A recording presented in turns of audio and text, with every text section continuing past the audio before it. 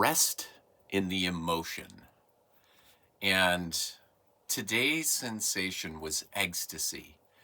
And it got me thinking about the amalgamation of sensations. And I think that's what ecstasy is. Ecstasy is just an amalgamation of a lot of different sensations at the same time. So it started having me think about what I talk about when I say right, R-I-T-E, rest in the emotion, that our emotions are our guide and how we can guide our choices, be guided by our choices by resting in the emotion. And I recognize just how abstract that concept could be from somebody that's just watching this video for the first time or watching one of my videos about that, because that was my experience. And so I'm going to talk about my first experience and then another experience of how I rested in the emotion, understanding it. So when I got into my spiritual journey, just in the beginning, who I was a very rational, linear type thinker. And so metaphysical principles, they felt good to me, but I really just didn't understand. It wasn't tangible to me. So all of a sudden this divorce came into my world, and during the divorce there was a period where I just got really emotional, so emotional that I couldn't get any sleep. And so the way that I dealt with that is I didn't want to become addicted to something. I knew that. So I was switching my modes, my medication, to be able to get through a night of sleep. And so one night I would do marijuana, another night I'd do alcohol, another night I would use something that a counselor gave to me. And as I was going through this process, I was also in a men's group, and this men's group was part of a spiritual group. And they kept saying, you just need to ask the emotion what it wants to tell you. And I just kept going like, that sounds like good advice, but I don't understand. I don't get this. I just don't understand it. And so I'm just dealing with my life. I'm dealing with this amalgamation of emotions that just have me on edge. Just every minute of my conscious waking time was just miserable, pretty much. And I was going through this pattern where I was, just to get enough sleep at night, I was soothing myself with some kind of medication. And then just one night I felt the accumulation of the emotions so much, and I just had this thought: don't do it this time. Don't take that medication. And I said, what am I going to do with it? So I said, okay, these guys have been giving me this advice that I should find out what this emotion has to say to me. And I don't understand. I don't understand what that is. So I just went and I laid in bed and I just started feeling the emotion. I just started being like, and I was asking the question in my head, like, what do you want to tell me? What do you want to tell me? What do you want to tell me? And I just began to feel the emotion. And then just this, what I could say is the most magical, mystical experience that was very tangible happened to me. I was laying in bed. I was doing this practice. And the next thing you know, I did not make a conscious choice to stand up, but I just found myself standing up.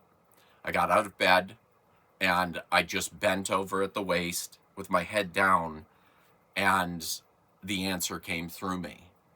And it was, you are afraid of being alone.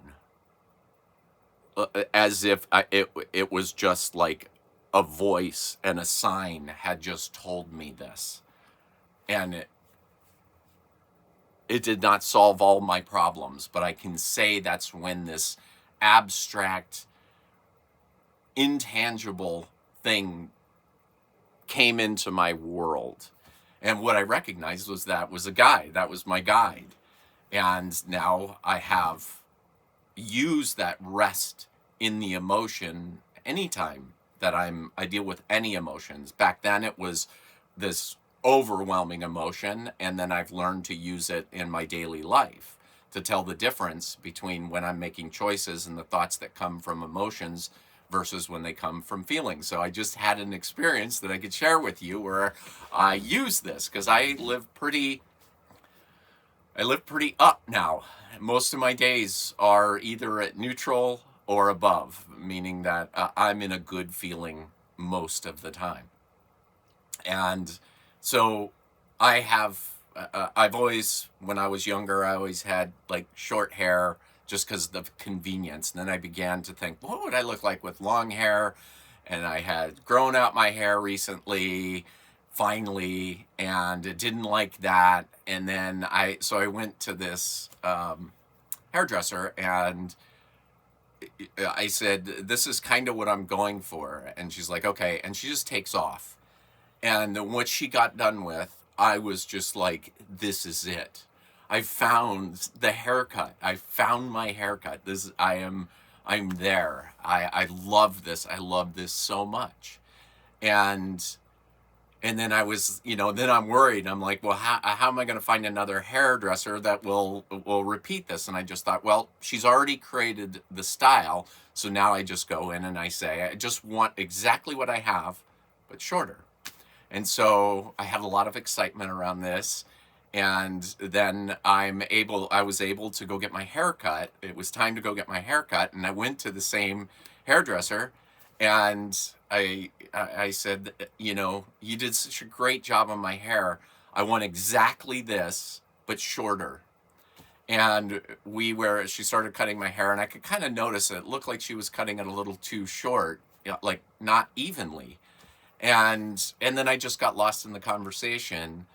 And the next thing you know, she turns me to show me my hair in the mirror, and I was just flabbergasted. It wasn't at all the way I wanted. In fact, the way she styled it was just like the opposite of me, you could say.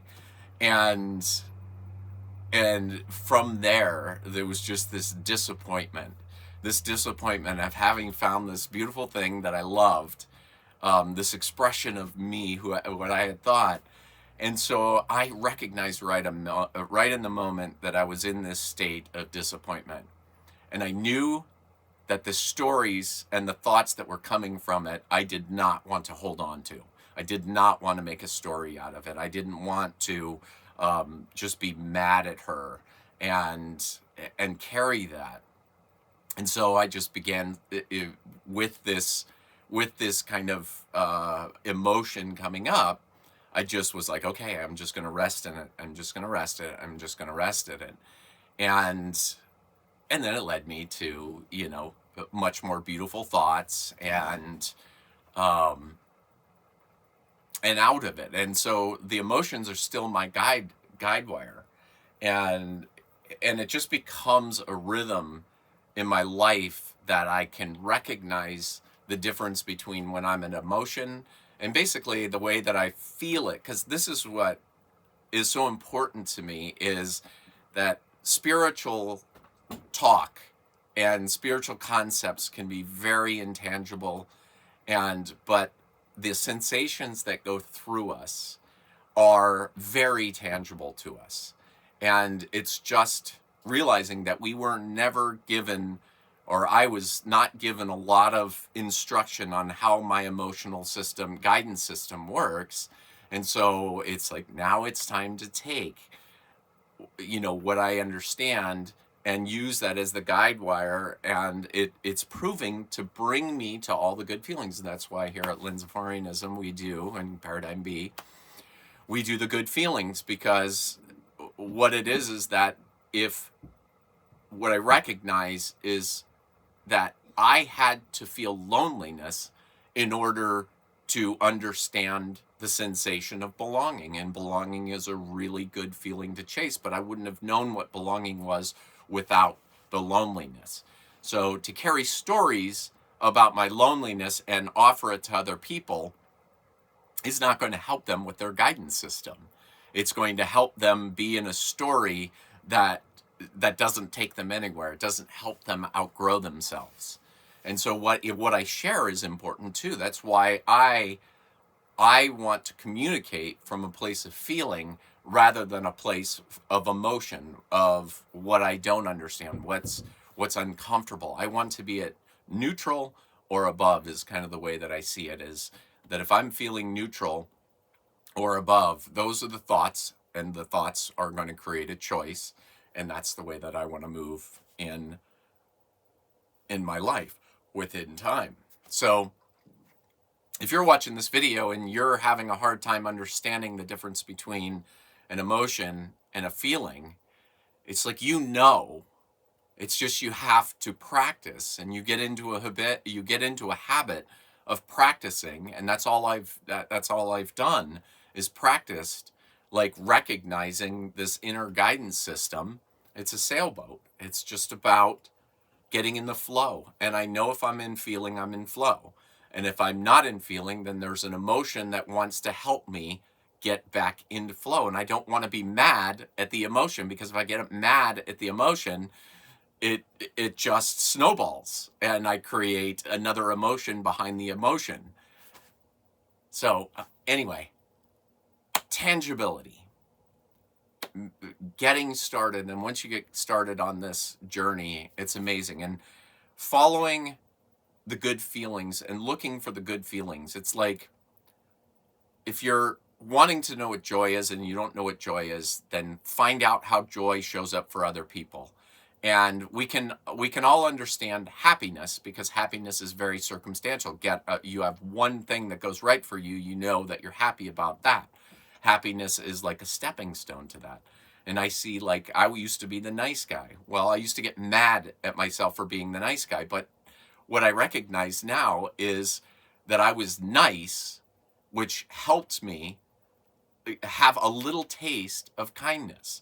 And then once I latched on to kindness, I follow kindness and I just leave nice behind. So anyway, I hope this is helpful. And the reason I brought up ecstasy was just because of the amalgamation of those sensations around. And sometimes that's the same thing with, sometimes we know we're mad, but sometimes it's like we're mad, sad at the same time. And there's so many emotions happening, but we can still do the same thing. It always comes down to the same formula. Rest in the emotion. It's going to show you something. Anyway, I hope you're having a great day.